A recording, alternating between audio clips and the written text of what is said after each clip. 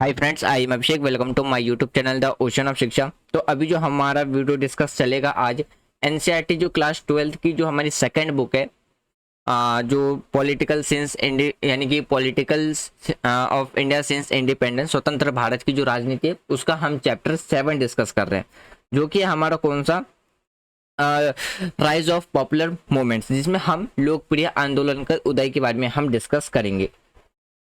तो इसमें हम क्या क्या टॉपिक डिस्कस करेंगे। सबसे पहले हम बात करेंगे राइज ऑफ जो पॉपुलर मूवमेंट्स है, उसमें हम मास मूवमेंट किसे कहते हैं, जिसे हम हिंदी में जन आंदोलन कहते हैं। उसमें हम चिपकू मूवमेंट, उसके क्या डिमांड थे और उसके क्या रिजल्ट निकल करके आया था, इसके बारे में हम डिस्कस करेंगे। फिर हमारा होगा जो दलित पैंथर्स है, उसके बारे में डिस्कस करेंगे, उसके क्या डिमांड थे और क्या रिजल्ट निकल करके आया। फिर उसमें हम उसके बाद हम डिस्कस करेंगे भारतीय किसान यूनियन यानी कि जो BUK था, उसके जो मूवमेंट थे, उसके क्या डिमांड थे और क्या प्रॉपर्टीज थी, उसके बारे में हम डिस्कस करेंगे। तो देखिए, हमारा ये जो चैप्टर चलेगा 2 लेक्चर में डिवाइडेड रहेगा। फर्स्ट लेक्चर में आज हम ये सारे टॉपिक डिस्कस करेंगे। सेकेंड लेक्चर में हम 2.5 से लेकर के 2.7 और 8, 9 को हम डिस्कस करेंगे। मेन कारण क्या होगा कि अगर हम एक ही वीडियो में पूरा टॉपिक डिस्कस करें तो वीडियो की लेंथ काफ़ी ज़्यादा लंबी हो जाएगी। तो इसलिए हम इसको क्या करते हैं, लेक्चर वाइज लेक्चर डिस्कस करते हैं। आज हमारा लेक्चर 1 रहेगा, कल हमारा लेक्चर 2 रहेगा, जिसमें हम जो एंटी अरेक मूवमेंट है उसके बारे में डिस्कस करेंगे, प्रॉब्लम्स क्या थी।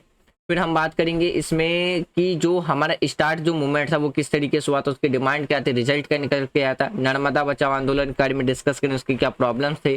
फिर गवर्नमेंट का क्या व्यू था, क्या डिमांड रखे गए थे, क्या रिजल्ट निकल के आया था, क्या परिणाम थे।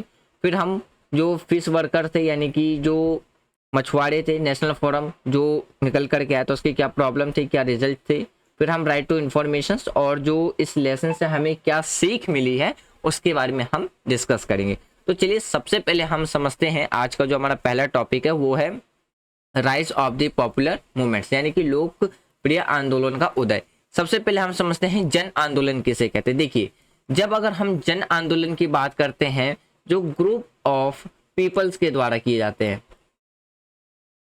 देखिए, ग्रुप ऑफ पीपल में क्या है, जब किसी समस्या या अपनी मांग जो डिमांड होती है को लेकर के लोगों के द्वारा एक साथ ग्रुप में एक मूवमेंट चलाया जाता है, तो उसे हम कहते हैं मास मूवमेंट यानी कि जन आंदोलन।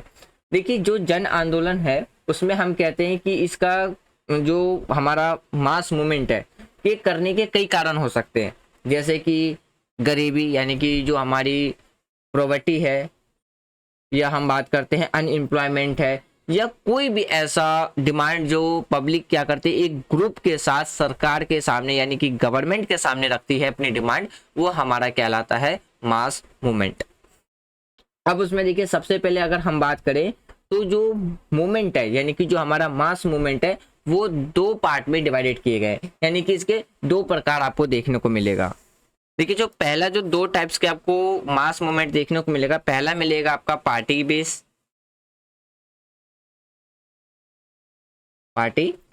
बेस्ड मास मूवमेंट, जिसे हम हिंदी में क्या कहते हैं, दल आधारित जन आंदोलन।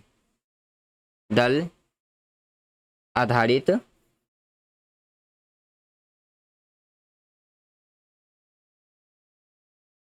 जन आंदोलन। और दूसरा निकल करके आता है हमारा कि जिसे हम mass movement independent of parties. दूसरा कौन सा रहेगा आपको, जो मास मूवमेंट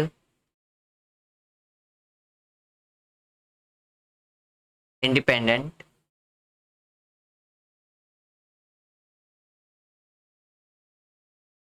ऑफ पार्टीज, जिसे हम हिंदी में कहते हैं दल से स्वतंत्र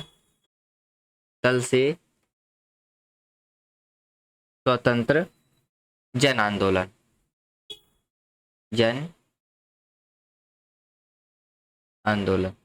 तो ये 2 तरीके के हमें क्या है, मास मूवमेंट देखने को मिलता है। अब देखिए, सबसे पहले अगर हम बात करते हैं किसके बारे में, पार्टी बेस्ड मास मूवमेंट यानी कि दल के आधारित जो जन आंदोलन है उसके बारे में। देखिए अगर हम पार्टी बेस्ड मास मूवमेंट की बात करें तो ये वो आंदोलन है जो किसी भी पॉलिटिकल पार्टीज यानी कि जो राजनीतिक पार्टी है, जिसे हम राजनीतिक पार्टी कहते हैं, के द्वारा क्या है किसी भी कॉरपोरेशंस के लिए यानी कि सहयोग से शुरू किया जाता है। यानी कि वो पार्टी जो किसी भी पॉलिटिकल पार्टी के कॉरपोरेशन से शुरू किया जाता है, पॉलिटिकल पार्टी के यानी कि पार्टीज के कॉरपोरेशन से क्या होता है स्टार्ट किया जाता है। यानी कि राजनीतिक दल के सहयोग से स्टार्ट किया जाता है। यानी कि वह आंदोलन जिसमें राजनीतिक दल क्या होता है शामिल होते हैं, पॉलिटिकल पार्टीज उसमें इंक्लूड होते हैं, तो ऐसे मूवमेंट को हम कहते हैं दल, यानी कि दल आधारित जन आंदोलन, पार्टी बेस्ड यानी कि पार्टी बेस्ड मास मूवमेंट।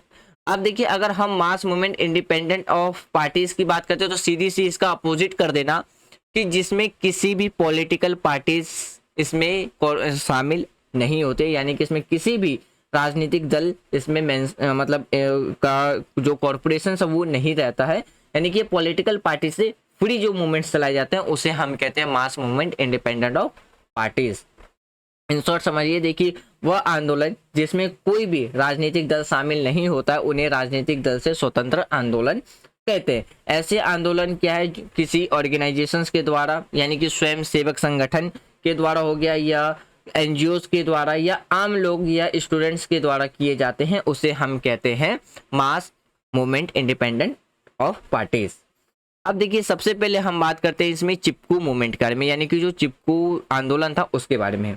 देखिए जो चिपकू आंदोलन था ये हमारा क्या था, एक इन्वायरमेंटल मूवमेंट था, यानी कि पर्यावरण से रिगार्डिंग में ये हमारा एक मूवमेंट था। देखिए अगर हम चिपकू आंदोलन की बात करते हैं तो जो चिपकू आंदोलन स्टार्ट हुआ था वो कब हुआ था, तो ये हुआ था 1973 उत्तराखंड में।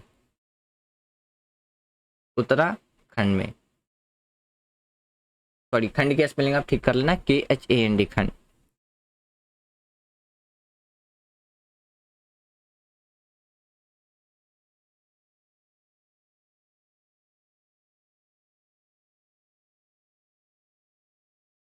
उत्तराखंड, उत्तराखंड में हुआ था।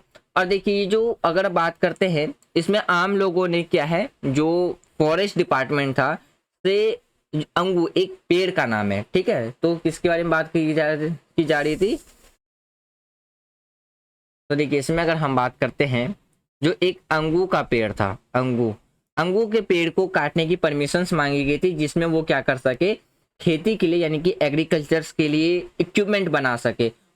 तो इसके लिए क्या है, जो फॉरेस्ट डिपार्टमेंट थे उनसे परमिशंस मांगी गई थी, बट फॉरेस्ट डिपार्टमेंट के द्वारा क्या है उन्हें परमिशन नहीं दी गई थी। कुछ ही दिन के बाद क्या था कि जो स्पोर्ट्स कंपनी थी उनकी इक्विपमेंट्स बनाने के लिए क्या है गवर्नमेंट के द्वारा जो अंगू का पेड़ था उसको काटने की परमिशंस दे दिया गया। तो इस कंडीशंस के वजह से क्या हुआ था कि वहां के जो पीपल्स थे उन्होंने इस ट्रीज को काटने के लिए क्या है स्टार्ट कर दिया था मूवमेंट की, इस ट्रीज को अब नहीं काटने दिया जाएगा। तो इस तरीके से स्टार्ट हुआ था हमारा चिपकू मूवमेंट। देखिए अगर हम चिपकू मूवमेंट के जो मेन लीडर थे, आप इसका नाम भी याद रख सकते हो, MCQ क्वेश्चन में पूछ सकता है मेन लीडर का नाम। तो मेन लीडर कौन थे, तो सुंदर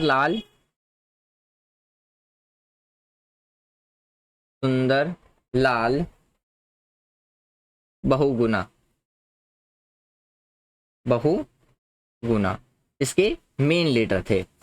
अब देखिए ये जो स्टार्ट हुआ था इसी वजह से लोगों ने पेड़ों की कटाई का विरोध करना शुरू कर दिया था।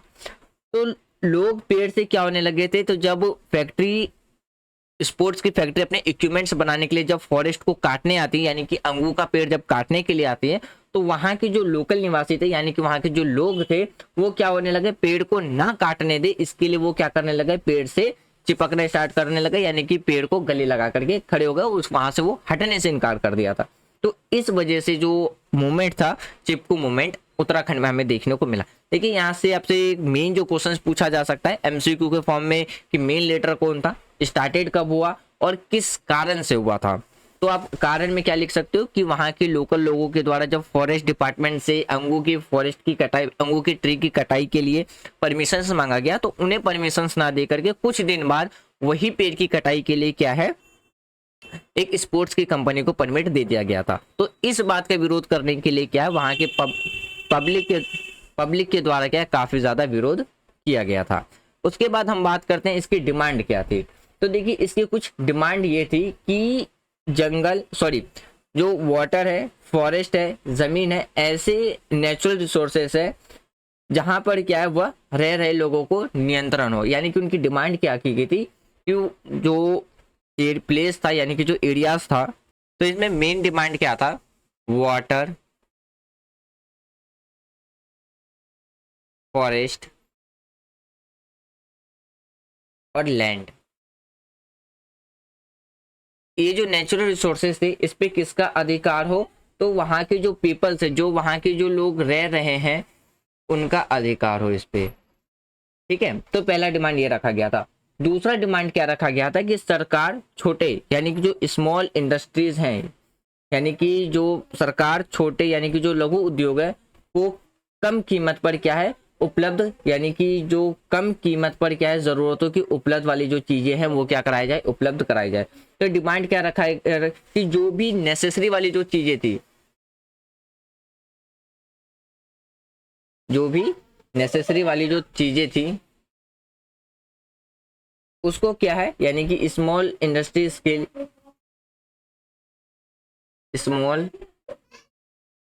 स्केल इंडस्ट्रीज की जो चीजें थी उसको क्या किया जाए, बहुत ही कम कीमत पे यानी कि लो कॉस्ट पे प्रोवाइड कराया जाए। दूसरा डिमांड ये था। तीसरा डिमांड क्या रखा गया था कि जो डेवलपमेंट है जो डेवलपमेंट किया जाए बिना इन्वायरमेंट एरिया, यानी कि जो इन्वायरमेंट और बिना कि उस एरिया के इन्वायरमेंट को डैमेज किए हुए वहाँ पे क्या है डेवलपमेंट किया जाए। या तो आप ऐसे कह सकते हो कि क्षेत्र के जो पर्यावरण है उसको बिना नुकसान पहुंचाए क्या है वहाँ पे विकास किया जाए। तो तीसरा डिमांड क्या था कि development should be done without harming the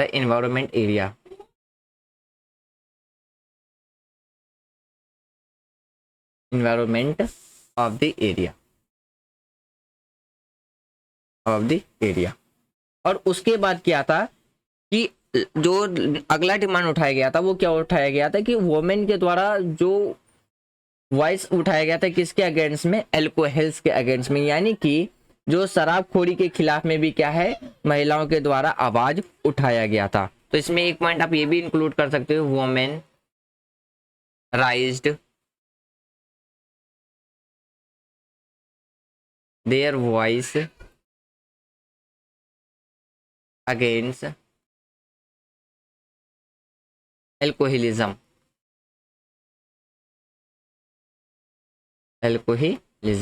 तो ये वो डिमांड्स थे जो चिपकू आंदोलन में वहां के लोगों के द्वारा उठाया गया था। अब देखिए इसके परिणाम क्या निकल करके आए थे, यानी कि जो इसके जो रिजल्ट निकल करके आए थे, तो सरकार ने क्या किया था 15 साल के लिए 15 ईयर्स के लिए क्या कर रखा था कि वहां पे जो ट्रीज थे उसको कटिंग करने पे क्या लगा दिया था, बैन लगा दिया था। कटिंग ट्रीज पे क्या कर दिया था, बैन लगा दिया था, यानी कि अब वहां पे 15 साल तक कोई भी पेड़ों को नहीं काट सकता था।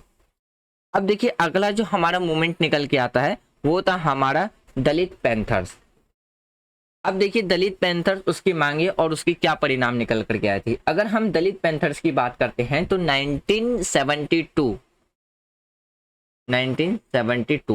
1972 में क्या है जो एजुकेट दलित यूथ थे महाराष्ट्र के अंदर, उनके द्वारा एक ऑर्गेनाइजेशंस बनाया गया था जिसका नाम रखा गया था दलित panthers.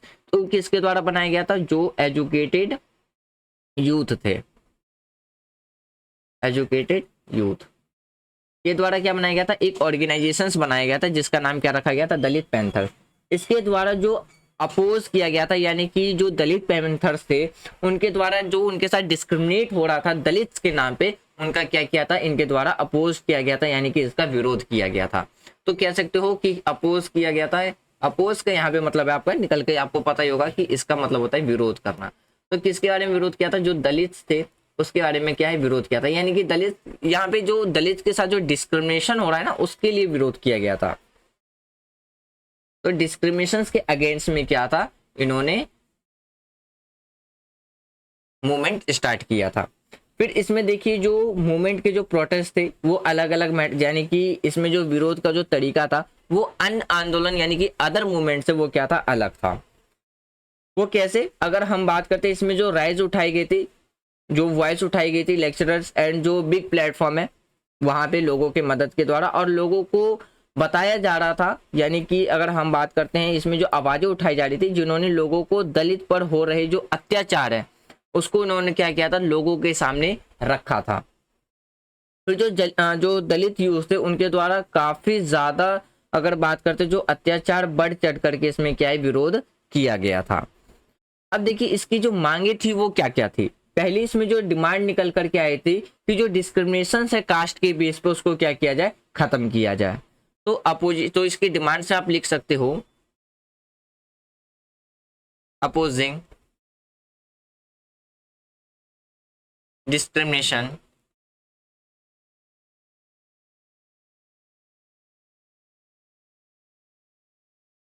On the basis of caste, basis of caste, यानी कि कास्ट जाति के नाम पे जो डिस्क्रिमिनेशन हो रहे हैं उसको क्या किया जाए, खत्म किया जाए। फिर उनके द्वारा ये भी कहा गया था कि जो संसाधन यानी कि जो रिसोर्सेस के मामले में हो रही जो अन्याय है उसका भी विरोध किया था। यानी कि अपोजिशन कह सकते हो, opposition in justice, in justice being done in the terms of resources, of resources। फिर उसके बाद क्या है, जो आरक्षण के कानून है उसका क्या है, उसका ठीक से पालन करना हो। तो इनके द्वारा ये भी कहा गया था कि जो भी रिजर्वेशंस की जो लॉ है उसको क्या होगा, अब प्रॉपरली से उसको क्या किया जाए, फॉलो किया जाए। फिर बात करते हैं जो दलित वुमेन्स हैं, जो दलित वुमेन्स हैं उनके साथ जो यानी कि कह सकते हैं जो बैड ट्रीटमेंट किया जा रहा था, यानी कि दलित महिलाओं के साथ जो गलत व्यवहार किया जा रहा था उसको रोकने की भी डिमांड उठाई गई थी। Bad treatment of Dalit women should be stop, should be stop. फिर इसमें क्या उठाया गया था कि दलित के लिए एजुकेशंस को प्रमोट किया जाए, यानी कि दलितों की में शिक्षा को प्रसार किया जाए, प्रमोट किया जाए, बढ़ावा दिया जाए, उसके लिए भी इसमें क्या है, इसकी डिमांड रखी गई थी। स्प्रेड ऑफ एजुकेशन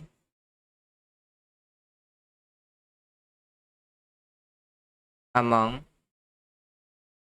दलित। तो ये डिमांड्स रखी गई थी किसके द्वारा, जो दलित पैंथर थे उनके द्वारा। अब देखिए इसके परिणाम, इसके अगर हम रिजल्ट की बात करते हैं तो देखिए परिणाम में क्या हुआ था 1989 में। तो एक स्ट्रिक्ट कानून लॉ पास हुआ था किसके लिए, दलित पे जो अत्याचार हो रहे थे उसके विरुद्ध को रोकने के लिए एक क्या है, कड़ा कानून पास हुआ था। और जो दलित पैंथर से बाद में क्या है, वॉर्म सेफ यानी कि backward and minority communities employment freedom sorry federation क्या है, बनाया गया। इसको आप शॉर्टकट में कह सकते हो BMCEF,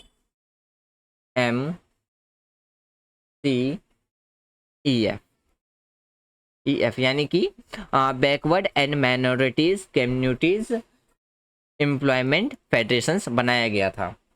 अब बात करते हैं आज का जो लास्ट टॉपिक है, भारतीय किसान यूनियन के बारे में। देखिए अगर हम भारतीय किसान यूनियन की बात करें तो ये कहाँ पे, हमें जो वेस्टर्न उत्तर प्रदेश के किसान के द्वारा एक ऑर्गेनाइजेशन बनाया गया था जिसका नाम रखा गया था BKU, यानी कि भारतीय किसान यूनियन। कहाँ पे, तो वेस्ट उत्तर प्रदेश में, तो किसानों के द्वारा क्या बनाया गया था, एक ऑर्गेनाइजेशन बनाया। देखिए इसमें क्या था, अगर हम बात करते हैं 1988 में जनवरी में BKU ने किसानों ने उत्तर प्रदेश में मेरठ पर क्या है धरना प्रदर्शन किया था।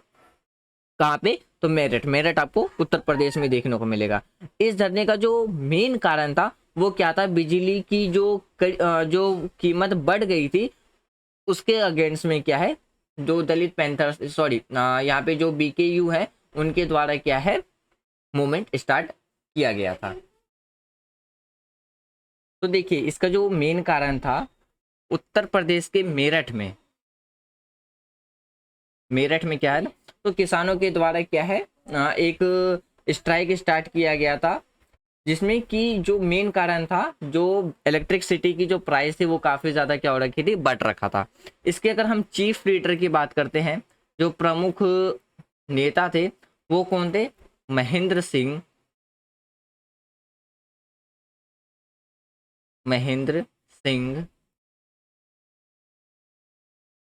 टिकैत, ये इसके कौन थे, मेन लीडर थे। अब देखिए इनकी मांगे क्या क्या थी, इनकी जो पहली मांगे थी कि वो क्या थी कि जो बिजली की जो प्राइस बढ़ा है उसको क्या किया जाए, रिड्यूस किया जाए, रिड्यूस इलेक्ट्रिसिटी प्राइस। उसके बाद क्या रखा गया था कि गवर्नमेंट क्या करेगा, जो शुगर कैन है और जो व्हीट है उसके प्राइस में क्या करेगा, इंक्रीज करेगा। ये डिमांड रखी गई थी, टू इंक्रीज द गवर्नमेंट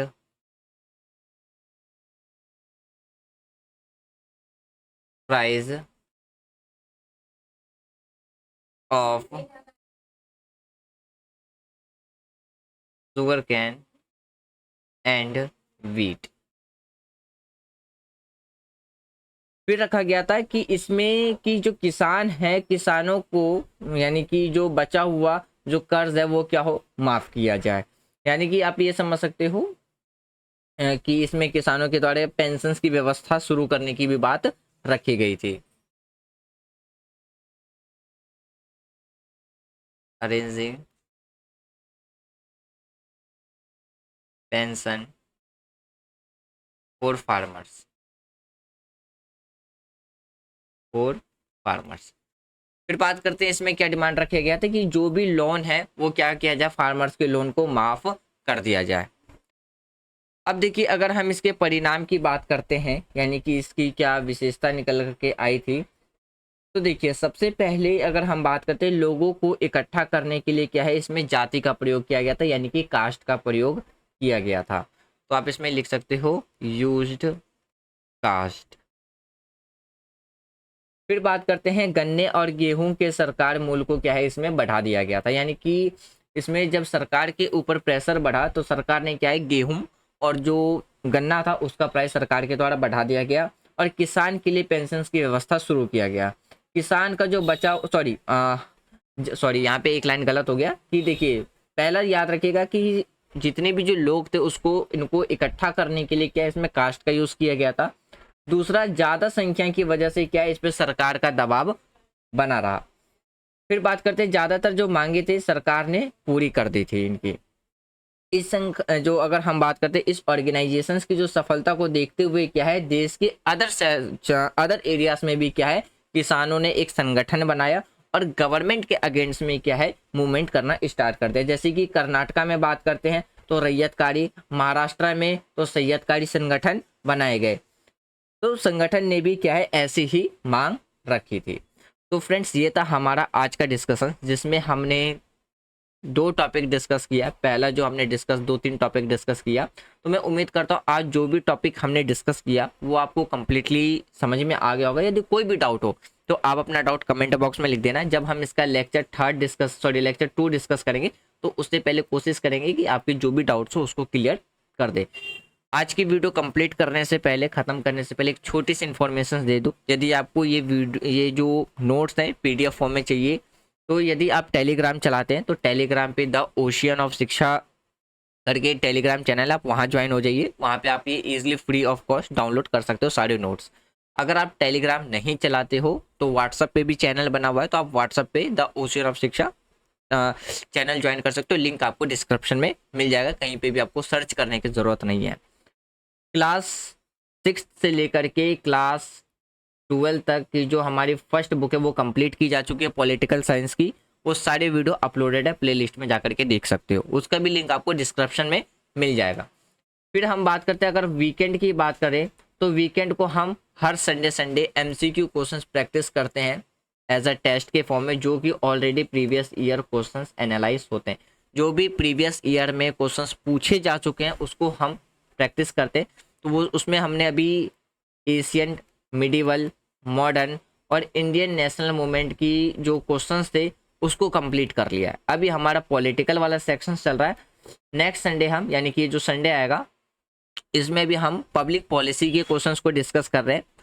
उसके बाद हम इंडियन गवर्नमेंट के बारे में डिस्कस करेंगे कि इंडियन गवर्नमेंट के टॉपिक से जो जो क्वेश्चंस निकल करके आए। जब पॉलिटिकल खत्म हो जाएगा तब हम जियोग्राफी के क्वेश्चंस को डिस्कस करेंगे, और जब जियोग्राफी हमारा कंप्लीट हो जाएगा तब हम इकोनॉमिक्स के क्वेश्चंस को डिस्कस करेंगे, जो कि प्रीवियस ईयर में सिविल सर्विस एग्जामिनेशंस में पूछा गया। तो इस सीरीज में हमारी वीडियो सीरीज अभी चल रहा है, और इसके पैरेलल में एम लक्ष्मीकांत की भी बुक्स हम कवर करें, जिसमें हमने चैप्टर 1 से लेकर के चैप्टर 28 तक कंप्लीट कर लिया है।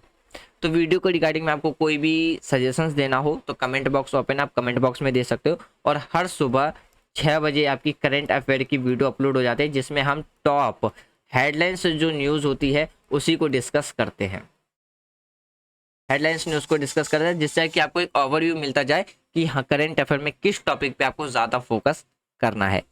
Thanks for watching friends, take care, जय हिंद।